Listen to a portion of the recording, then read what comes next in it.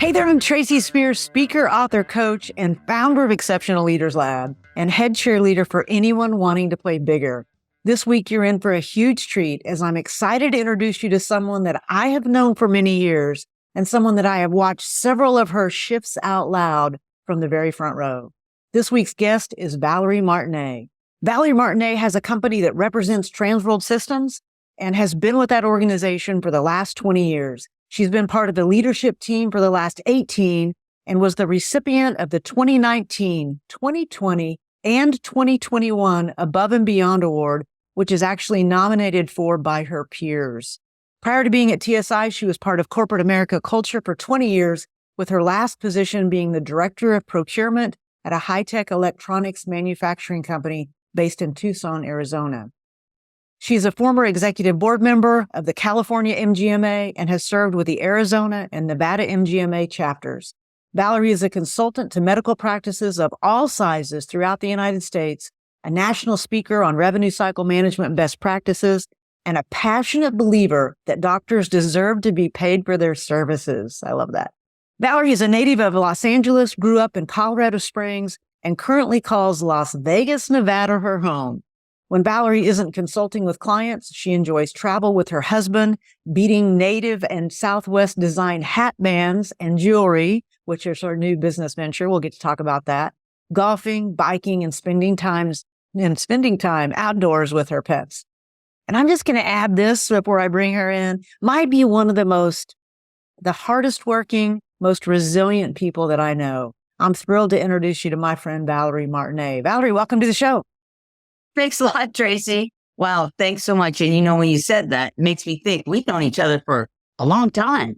And you have seen me go through a lot of changes. So thanks for having me. You're so I'm welcome. excited. You're welcome. And I'll tell the audience, I stubbed my toe with you last year because I wanted you to be on the podcast last year.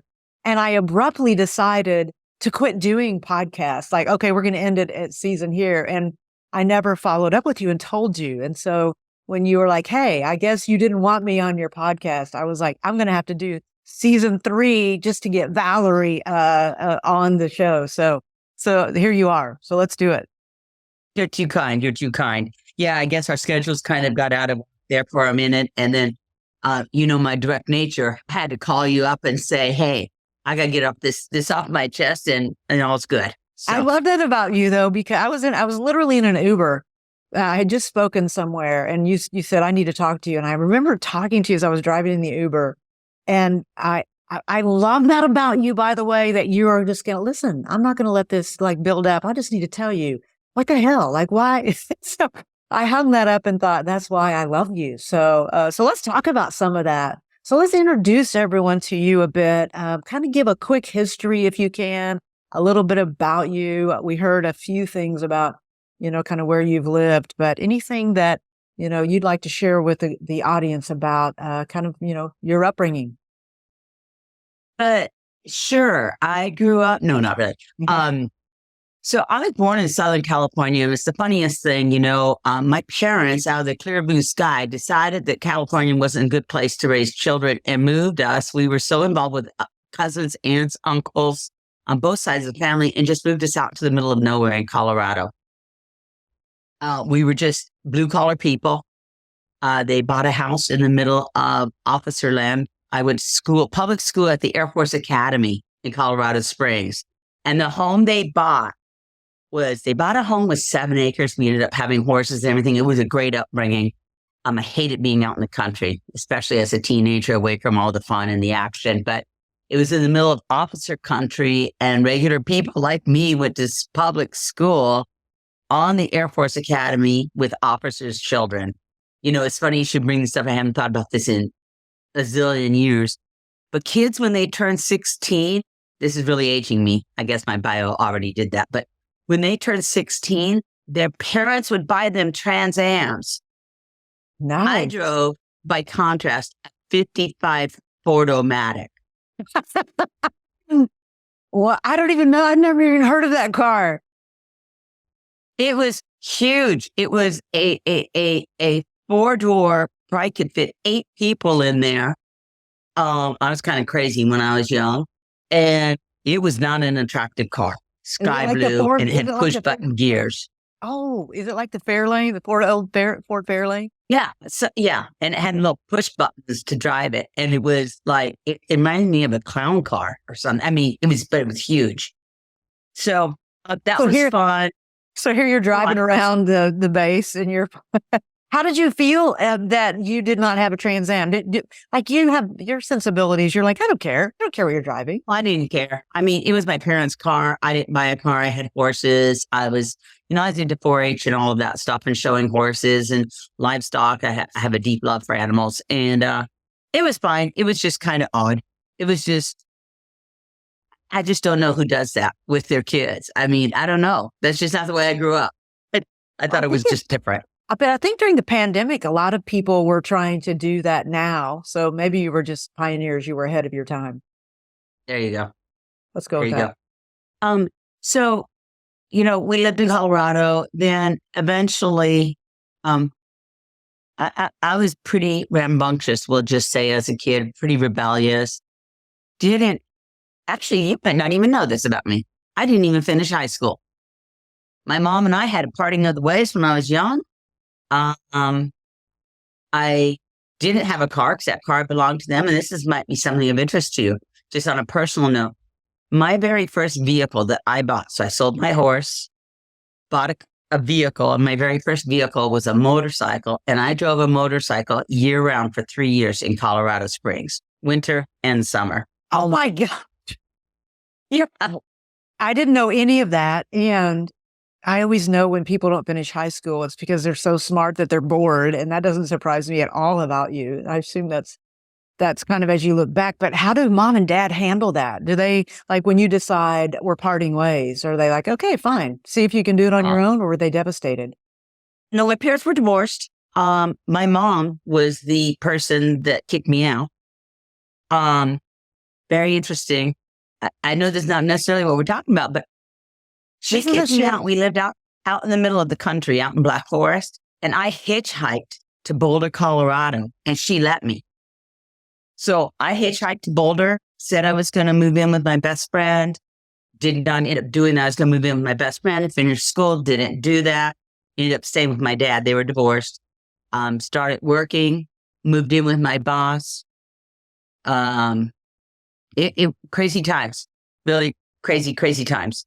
So were you like rebellious because you were in this super structured military environment, reconcile that? Did you think about going into the military? Did you? Oh God, no.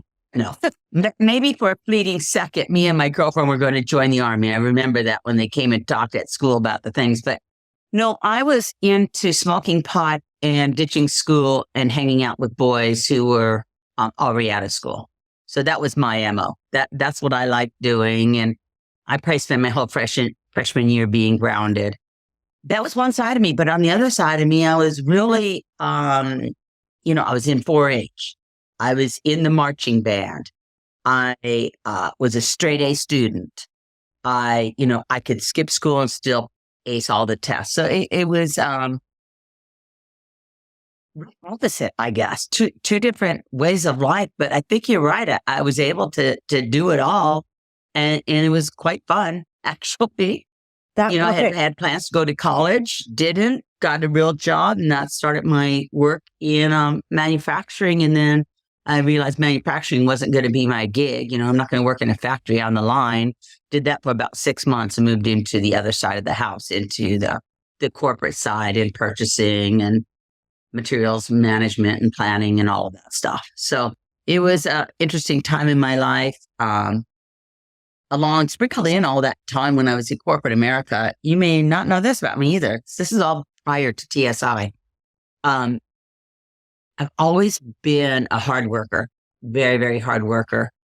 I used to sell flowers on the corner of the street. This is a fun story. I used to sell flowers on the corner of the street on the weekends to make extra money.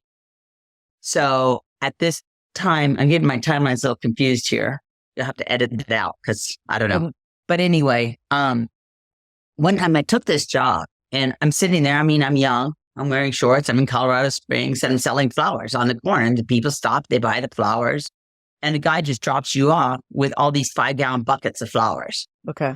And I'm there and I'm selling flowers and the people are stopping and they're buying and whatever. All of a sudden, this guy stops and he's like, how much for all your flowers? And I said, well, I don't know. I can't give you a discount. At that time, I was not as independent as I certainly am now. I mean, I'm 19, okay, to put it into context. And he's like, I didn't ask you for a discount. I asked you how much to buy all of your flowers. And I said, well, I'll have to add them up. So I added them all up, $3, $5 bunches, whatever they were. And I don't even remember how much it was. So he bought all the flowers in cash. And then he said, can you pick out which bunch do you think is the best bunch? I said, well, this one is. And he gave it to me. He took all those flowers, loaded them up into his car, went across the intersection. It was a big intersection in Colorado Springs, went to the Kmart shopping parking lot and gave the flowers away to all the women in the parking lot. What? Who was he? I don't know. So then I'm on this corner and it's in the corner. It's at the corner of this bar, Tracy. I'm 19. You can't go in the bars when you're 19. I used to shoot pool. I used to shoot league pool. I went into the bar to shoot pool. I couldn't drink or stuff. I mean, I drank on my own, but I went in this bar because the guy that comes around with the vehicle with all the flowers, pick up your money and replenish, was going to be back for 3 hours. I mean, this happened in the first hour. So I went in the bar, shot pool, and then I started going to the bar and shooting pool, and the owner let me go in there, and eventually the owner asked me to bartend. So for the next 15 years, I bartended while working in corporate America. I love this so much because even though I don't know this about you, it does not surprise me at all. Now, Just because I can see just opportunity just coming to you. Like I just, you're putting yourself out there. I thought you were going to say, and you want to know who that guy was? It was Clint Eastwood or something. God, how I wish. Maybe it was somebody famous and I just didn't even know. It's not like you had the internet or anything. That's and right. I wasn't exactly reading the newspaper every day. That's so awesome. I was 19 and partying. So you now listen. Are you still a pool shark? Oh gosh, no. But I did live with the state champion for a number of years and did play quite a bit with pool leagues and all that stuff. But no, enjoy playing once in a while. Bob would love to have a pool table. He wanted to have a pool table that goes on top of our dining room table. I'm like, no, that's not happening. Bob, that is hilarious. So that is Valerie's husband. We'll talk about Bob a little bit later as well. So you've already kind of given us a couple of shifts, but now take me back. So you're a bartender. You do that for 15 years. You're hustling pool. You're selling flowers. Where were you living? Were you in Boulder at that time? I lived all over Colorado. Okay. So I lived in Colorado Springs, Boulder, Lafayette, Longmont, Broomfield, Denver. Lived in Denver.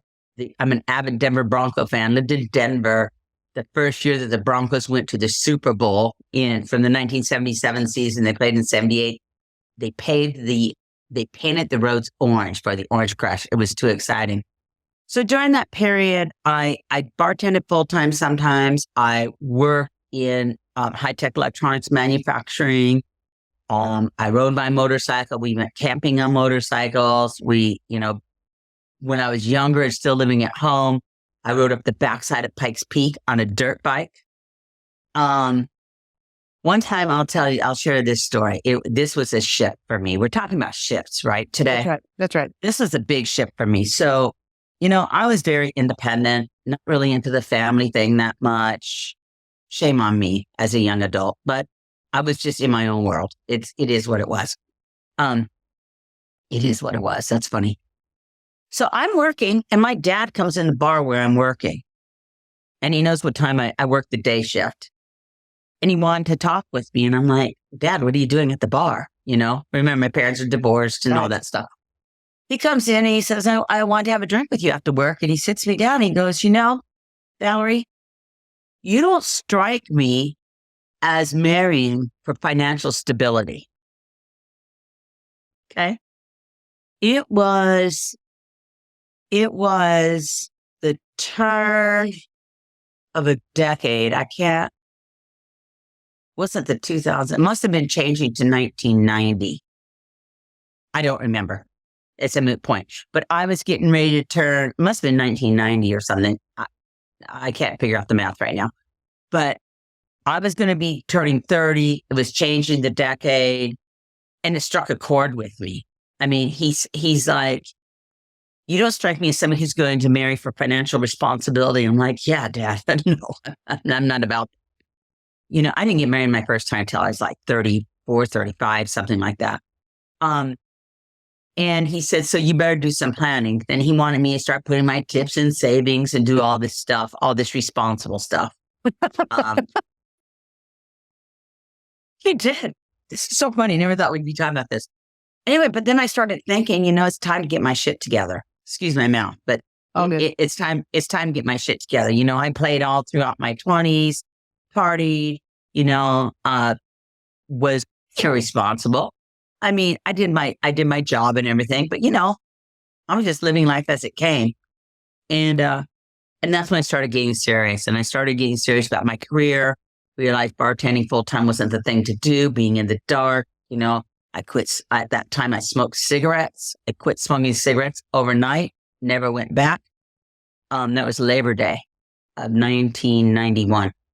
Anyway, and that was the end of that era. Then I really got serious about my career in corporate America. I did that and worked throughout, Arizona. I guess I ended up moving to Arizona. My dad was an IBMer. I moved to Arizona.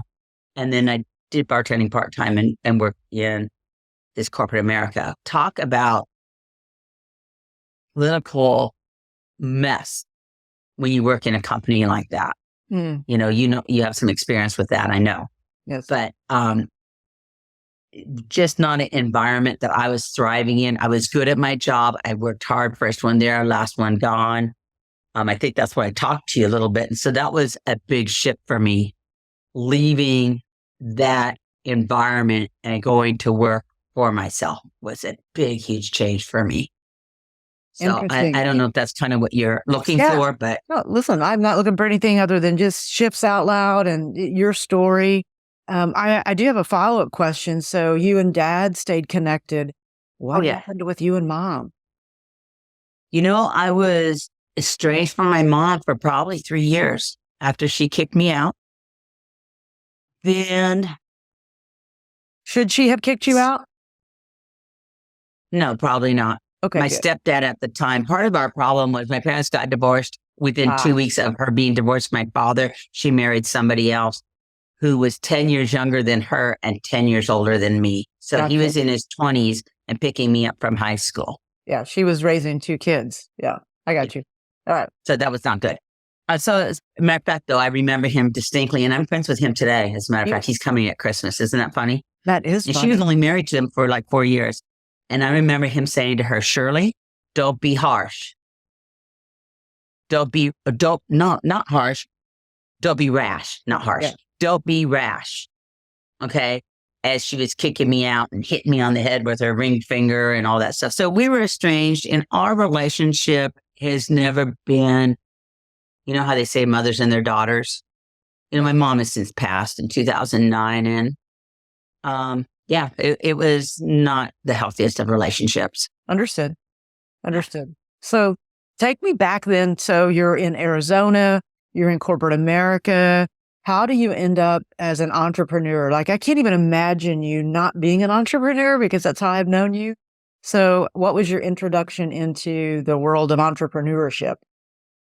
I should have latched onto this sooner if you think about it. My mom and dad had a business, and it's like my mom was 2 different people. She was married to my dad. She was a stay-at-home mom. They moved to Colorado. Then they started a catering truck business. It was fantastic. She went out and got stops. I drove a catering truck in my junior and senior year. She kicked me out my senior year.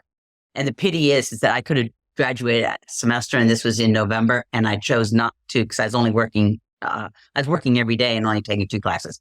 Anyway, that's another story. But so they had their own business. I saw how hard they worked. They were both entrepreneurial. And then what happened is I was working in the industry that I knew. I was climbing the corporate ladder. Cracks me up.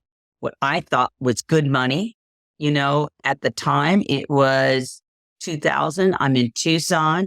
I'm a woman, not college educated, and I was making $65,000 a year. That's a boatload. It was pretty good. Yeah. My job was a lot of pressure. I was working a lot of hours. I came in first, left last. And one day it was on Valentine's Day. And this guy calls me into the office and he asks me, he says, we're going to have to let you go.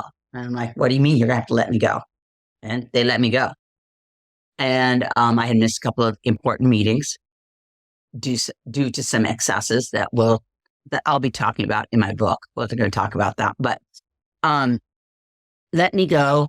And then he says, the one thing we're going to ask you, though, if you don't mind, could you put together a report to us how you'd saved the company $1.5 million in this last year? I was in purchasing, had renegotiated contracts, so got let go, agreed to do the report because I wanted to keep my computer because my computer had a bunch of personal stuff on it. And so I wanted to wipe it. I said, I can only do the reports if I keep my computer over the weekend. It was a Thursday. I came back in on Monday, made the report. Gave back my computer and thought, now what? Funny enough, at that time, my mom and I were very close because we used to talk almost every day on my way home from work, and I'd be in tears over my job. Anyway, and then that's when I said, I'm getting out of management. I'm going to step back. And people said, Valerie, why don't you get into sales? You'd be so good at sales. And my sales, Tracy, all I could think about, I kid you not, all I could think about is used car salespeople. Now be careful. Be careful. I was a used car salesperson. Did you know that? You're actually. I did. I got out of college. Yeah, I was that person. So be careful. But I get you. I did not have mirrored sunglasses, so it wasn't the stereotype. I like those mirrored sunglasses. Those aviators. I love those. I mean, now we do. But so for you, you're like, I'm not doing that. I'm not going to be a used car salesman. No, and I'm like, sales. I never thought about doing sales and all this stuff. Well, then I answered a job on monster.com. And I told my background. This is pretty funny. So this is what started me. And I found out that you're working for yourself. I did one of those big, huge group interviews. You remember that from TSI, a group interview. I used to hold them. Me too. And before I came in and I talked to this lady, Robin, I told her my background. She's like, well, do you know how to dress professionally? Because I said, as in manufacturing, I guess she thought I wore dungarees and t-shirts. I don't know. I mean, I wore dresses and heels and nylons at the time. Oh my gosh. Yeah. God. I can't even remember or believe that. Anyway, and then I got chosen, got picked with a bunch of other people. And then I didn't take it serious. I didn't know how to work for myself at all. I didn't have although I've always been driven, I didn't have the wherewithal to buckle down. I understand. I did all of the motions of doing things. And there was a woman, so I started at TSI. Then I realized failure wasn't an option. After I lost my job, my husband at the time lost his job. He was making 6 figures. He lost his job. We were dinks, double income, no kids. We owned 2 homes. We had a bunch of toys. And now all of a sudden we had no money. I didn't have my $65K. He didn't have his $110K. We had not been saving. We're in our 30s, living high on the hog. Sure. Whatever. And not saving because we're still young enough that we don't even care or think about that stuff. I don't know what we were thinking. God, it's crazy when you get older how you think about how irresponsible you are. Yeah. Think of all the money I'd have now. Anyway, and I realized failure wasn't an option. He curled up in a ball and got depressed. This is my ex-husband. And I knew it was on me. I was driving to appointments. I thought my truck was going to get repossessed. And then I went to a conference and that's what changed everything for me. I was kind of dabbling, Tracy. I was kind of dabbling. I wasn't really doing what needed to be done. And can I say full names on this? Okay. Do it. Okay. So I'm at this event and Linda McKaylee is up there winning some award and giving some talk. And she says, if you think you're busy working, I love Linda. If you think you're busy working and you're really just finding a new place for your paper clips to hang out on your desk, that's not work. That's hilarious. I realized that's what I was doing, Tracy. I was, like I put my TV in my office. I had a house big enough to have an office. I created an office environment. I got my hanging file folders, I put my TV in there on a wall unit. I'm like, I'll just listen to country music videos, while I'm working. Well, actual videos. So I piece of paper on the computer. I started working. I started making money. I started realizing the opportunity. And I drew, we used to have these org charts of where the offices were. Yeah. And I drew a little box and I made it be the West Tucson office. This was Tucson, Arizona. I made it be the West Tucson office and with my name in there as the manager. Interesting. And 13 months later, I was a manager at TSI after joining TSI and after farting off what I was doing for 6 months. So really it was in 7 months of actual working, but 13 months after I joined the company. So I want to just tell the audience at this point, if you've been listening to a lot of the podcasts, you probably heard me do an interview with Wally Schmader, my now business partner. So we all worked in the same company together. And so what Valerie's describing, I just wanted to say to you, I had exactly the same start at TSI. I, came from being a used car salesman and all of this structure, and I had to be there key to key, and people were, they paid attention when you showed up and when you left. And all of a sudden I had, just like you, the same, nobody gives a shit where you are or what you're doing because you're a full commission salesperson. Right. And I was pretending I was making all of this money and bought a new car and all the things. And I remember I did not have enough money to buy my, the license tag for that, new car. Cause when I left the car place, I bought the nicest car. It was a Pontiac. It wasn't a Firebird. It was a Pontiac. I can't remember. And so I bought that car cause I'm like, cause I'm going to make so much money in my outside sales job. And so I had like the paper tag that, the paper tag that, they put the numbers in there back at the time. And I couldn't afford, I just went to no money to get my tag. So I would take that paper tag and I would use whiteout. And I would change the date, the date on that. That's right. Yeah. And I had done that so much that apparently it was kind of, more obvious. And so I'm pulling into the sales meeting for my, my job. And I'm literally at the stoplight and I turn right and I'm like less than a half mile. I can see the building and a police officer pulls me over. And he pulls me over because he's behind me and he can tell that I have doctored my own paper tag, and he impounded my car. And I'll never forget standing on the side of the road with my briefcase. I had one of those big, remember those briefcases that when you sold a 500 account system, they would give you a free briefcase. So I had this big giant briefcase and I was in heels because they made us wear hose and heels and all the things you mentioned. And I was just sitting on the side of while, just weeping while they towed my car off. And so then I was like, okay. So then I start walking to the office and the manager, Tammy, pulled over and was like, what are you doing? And I'm like, oh, just getting a little exercise, because I was horrified that, all of that had happened. But I just want to say to you, very few people that become entrepreneurs, I think, understand how hard it is to grind it out when nobody's watching. Right. So the reason I wanted to spend a bit of time here is, so you've built this beautiful career now, the last 20 years, bringing people like us into the organization. And my guess is you have probably had more people like me and you, that you've hired than people that come in and hit the ground running. Is that fair to say? Oh gosh, yes. I did not know that about you. And that's great. Thank you for sharing that.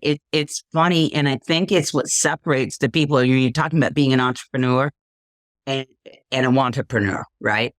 And it's that drive. So, although you were crying, I used to be scared to death they were going to repo my truck. I drove a F-150, Ford F-150 King Ranch, an expensive vehicle. Sure. I still drive an F-150 today. That's so funny. Anyway, and I used to have to roll pennies. It wasn't cheap to drive that truck. And I had to roll pennies to put gas in the truck to go stopping and to go to my appointments. and I think that people underestimate what it's going to take and the integrity that you have to have and the resourcefulness and the stick-to-itiveness and the what's the word? Perseverance. Perseverance and tenacity. Perseverance, yes. And so, yeah, I think that's something we have in common. And yeah, they're not, people like that are not a dime a dozen. I mean, they're not. I think there are very few people, my experience is, that are just stubborn enough to not quit, right? Like at some point, and I remember saying that to people, it's not, I just didn't want to be a failure. I just, when you said failure was not an option, I think I just felt like what I hated and made me mad every day is I couldn't blame anybody on me not being successful. So I was like, if I quit, then it was just going to be because I wasn't self-disciplined. And I just couldn't live with that thought. And, I look back on how long it took me to get, you actually got off to a much faster start than I did. I rolled around for 2 to 3 years before I ever became a manager. And I was pretending. I was a pretender for a while. Like, I'm doing great. And I was like, my water was being cut off. The electricity was being, so I had that same, but it also, I think, crystallizes that kind of grit in people. What do you think? You think that's true? Well, I absolutely think so. And you hit the nail on the head. There's nothing worse than having a situation where you can only blame yourself or only be mad at yourself, because you can't even be mad at anybody. That's right. And that's kind of perverse. I'd rather be able to be angry at X, Y, and Z.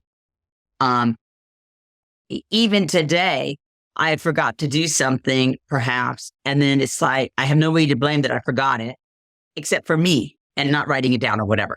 But yeah, I think it's, now I'm kind of forgetting the point. So sorry. I'm going to bring you back to something. So, and here's what I'm going to bring you back to. So you're rocking along in this career.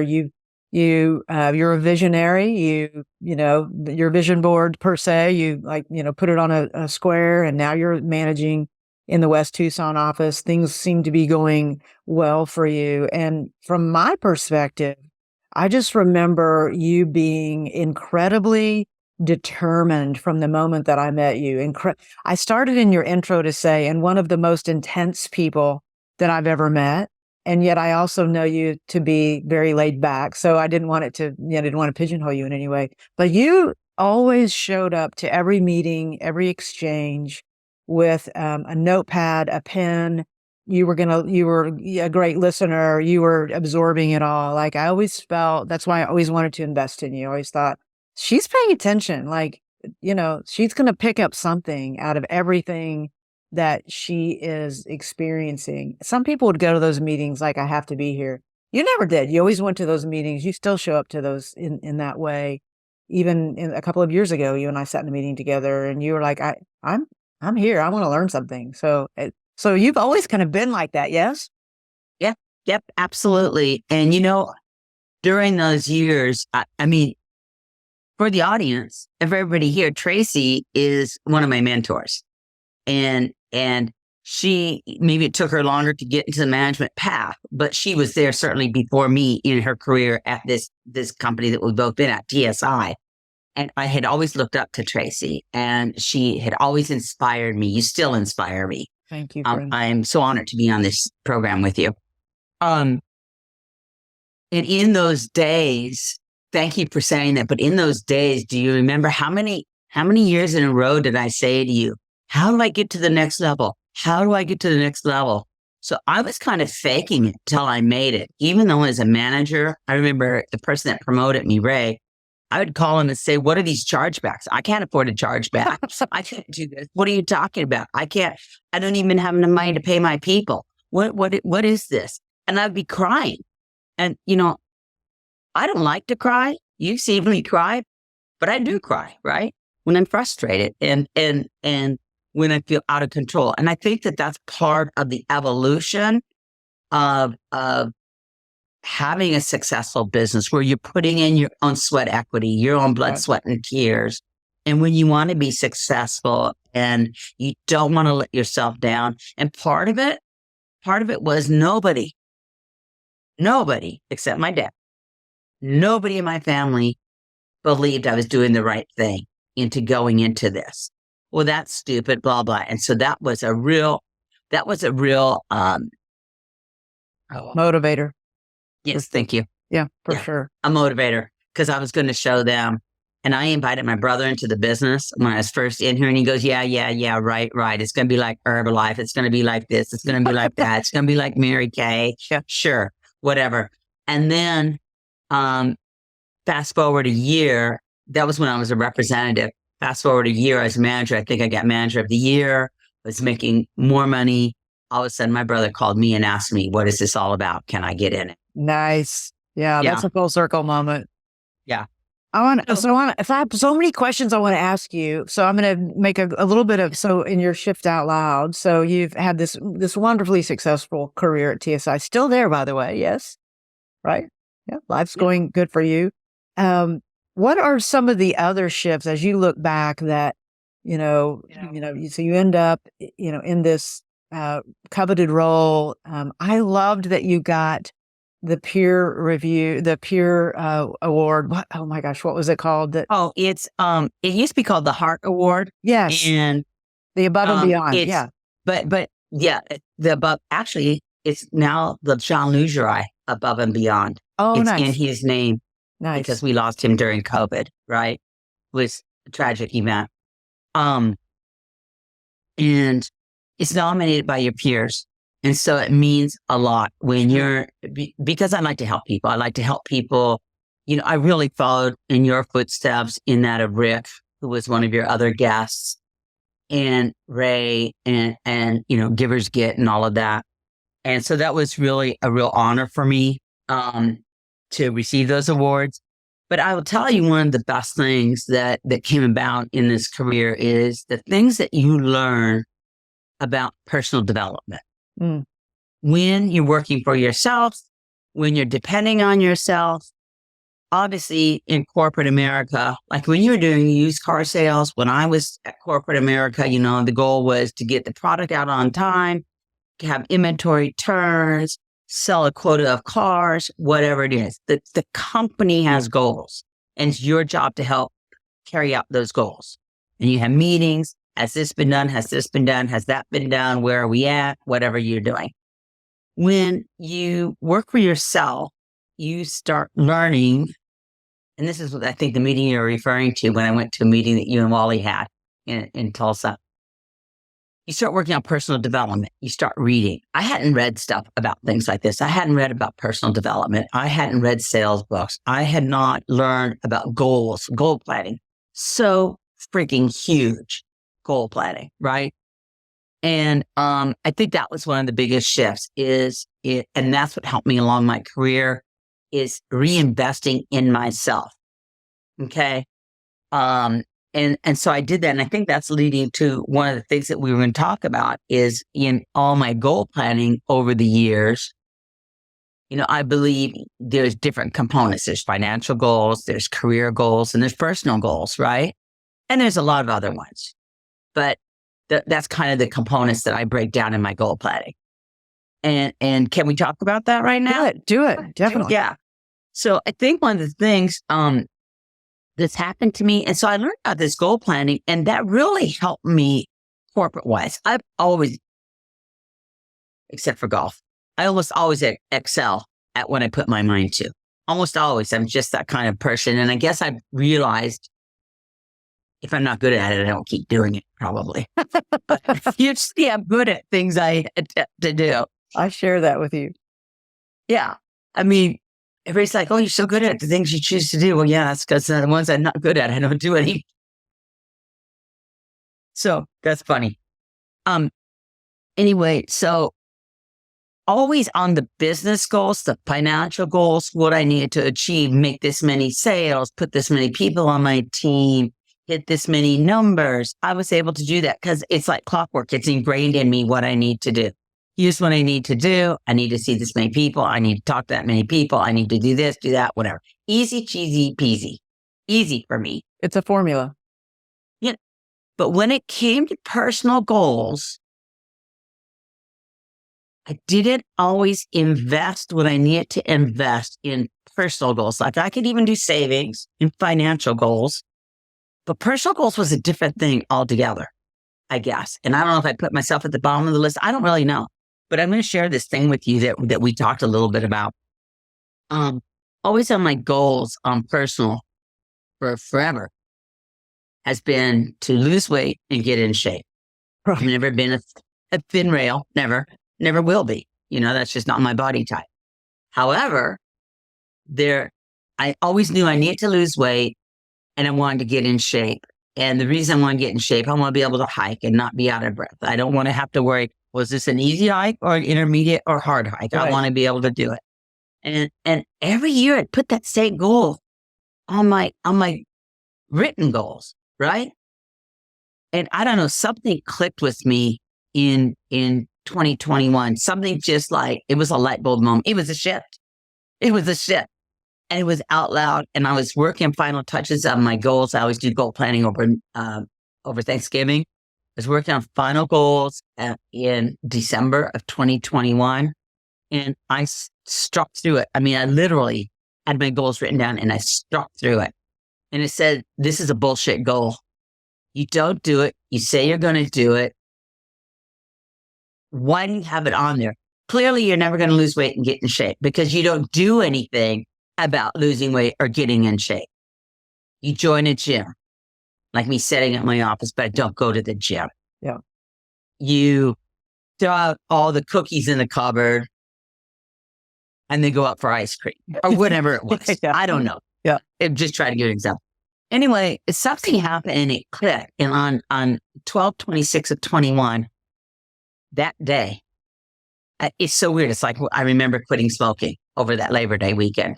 And I remember because I couldn't afford cigarettes and gas. So I had to pick one or the other. So I quit cigarettes. Yeah. I had $5 to my name. I wanted drink. I needed gas and I needed cigarettes.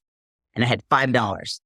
And I said, well, I'll go to the bar where I work. I know that I'll get free drinks bought for me. I'll just buy my first drink and tip the bartender and all my